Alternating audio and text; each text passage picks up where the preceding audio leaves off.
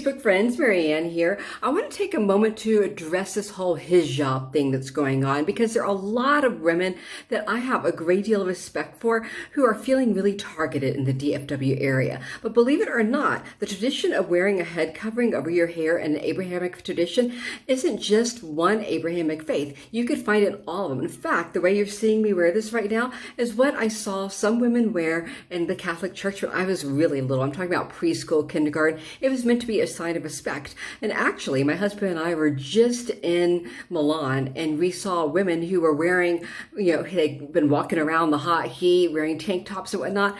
And they were offered this gauzy thing that they could put over themselves to show basically being more discreet when they went into the beautiful Catholic Church in Milan. So a lot of times it's just about trying to show respect to something. But why is this a sign of respect? Believe it or not, it basically goes all the way back to the idea that angels had a kink for women's hair. I'm not kidding. If you go back to the book of Enoch, now for many people, they're like, what's the book of Enoch? But the book of Enoch, basically, before you had Constantinople, 10 AD, and you had, the ancient Roman emperor basically saying he wanted to use the new weird faith that was growing in the land to help him secure more power. He basically came in and said, let's edit this thing that you're calling the Bible, basically to help his own political gain.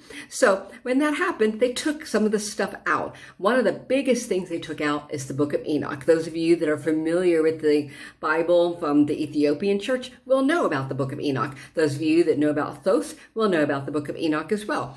It goes all the way back, and it talks about a time when the angels, the falling ones, the watchers, came down to earth, and they went against God's will because they looked down at the daughters of men and went, ooh, she's kind of hot. And when they saw women, the thing that really turned them on, apparently, was hair. Women's hair was such a thing of desirable beauty, and these angels couldn't control themselves, and they mated with them. And that's why you can even have this word right here that you'll see, I'm going to probably destroy the pronunciation, concupiscence. Apparently, it is a strong, passionate desire for a longing, often meaning of a sexual nature. And so that's why St. Thomas Aquinas says, therefore, the woman should always have a covering over her head because the angels, secondly, for their safety, lest the sight of a woman not veiled excite their concupiscence. Basically, it means if an angel sees a woman's hair, he's going to want to mate with her. So basically, these men thought that it was just such a turn on that you could not trust women to be going around with their hair being exposed. That is literally where it goes all the way back. And you can go back to Corinthians 11:10, in which it's talking about Enoch, talking about how the angels came down and really, really love the way the angels look. So this would be cited again by St. John Chrysostom, who said the angels are present here. Oh, and this is when they're in churches. So the angels are present here. Open the eyes of faith and look upon the sight, for the very air is filled with angels. How much more so of the church? Hence, Hear the apostle teaching this when he bids the women to cover their heads with a veil because of the presence of the angels. They were so worried that basically women's hair would distract the angels from serving God's will that they went, better cover that up so they don't get distracted by their beauty and want to go mate with them. So you can see this again and again and again throughout the Bible. It's referenced multiple times. And, when you start looking at that, there's some strange things going on, and I'm going to show here. Here is an image of, in Christian tradition, an Orthodox Christianity. These are the types of veils. And you can see, it just looks like a beautiful scarf. You see a little bit of hair there. Here it is in Jewish Orthodoxy. You can see again the way they use the veils. Although what's interesting, you'll see some Jewish women that look like they're not wearing anything covering their hair. In actuality, they're wearing wigs, and there's an entire industry to make the wigs look beautiful. So some of my Jewish friends who are Orthodox say they love it because they don't have to ever worry about styling their hair. They just put on a wig every day that allows them to conform, and at the same time, their hair looks fabulous.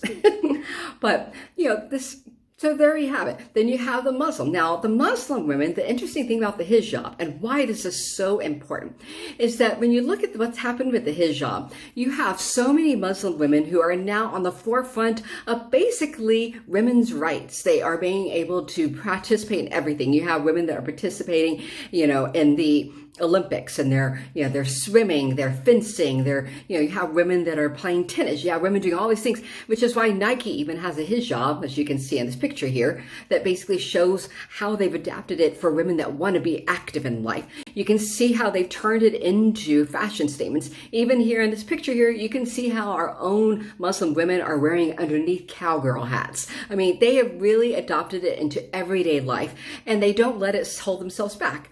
So the interesting thing about the popularization of that is that all these other women who wear it, whether they're Christian or they're Jewish or they're Muslim, they've all benefited from the popularity because it's being adopted to an active lifestyle. You get rid of these kind of adaptations, and these women will be forced to make a decision that they should not have to make. A decision that says, do I go by my particular spiritual beliefs and what I want to do, or do I have to conform to the law?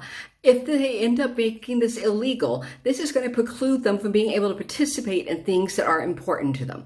And most of all, the big thing that really bothers me about all this is it's men legislating about women's hair. If a woman wants to go out with a mohawk, she should be able to go out with a mohawk. She wants to, shave it all off.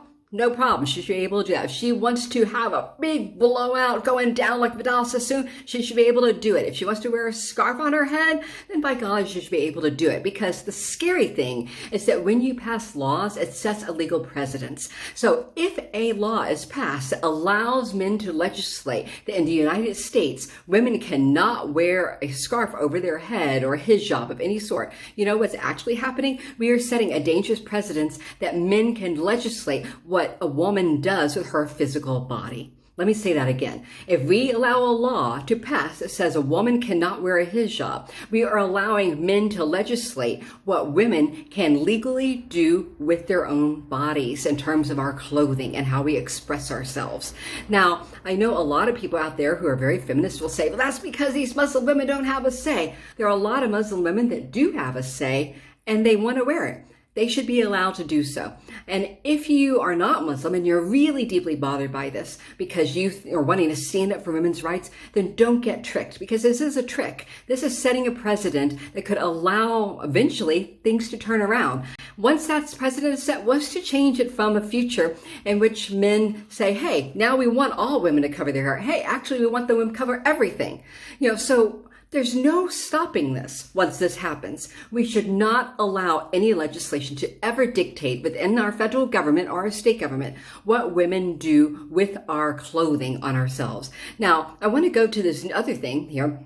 I mentioned earlier of Corinthians, and people always quote that when they try and make the argument that basically women should have head coverings. But here's the thing that just about 5 bits before, in Corinthians 11:5, they actually have something called, and I'm going to destroy this. So all you Greek scholars out there, please bear with me. I know I am destroying Greek. I do not claim to be a Greek scholar. But there is something called exousia. Exousia. And basically it means authority or right or power. Now, in the past, you had some very misogynistic men that tried to argue that basically when this was cited in 11:5, it was basically saying an argument that men should have an authority over women, and that wearing a scarf showed that she was underneath man and man was between her and God. But if you want to get really, and this is what people always say, that they want to be fundamentalists. So if I'm going to be really fundamentalist, really literal, and get back down into what 11:5 meant in Corinthians, it actually goes all the way back, and I'm going to put it over here so you can see.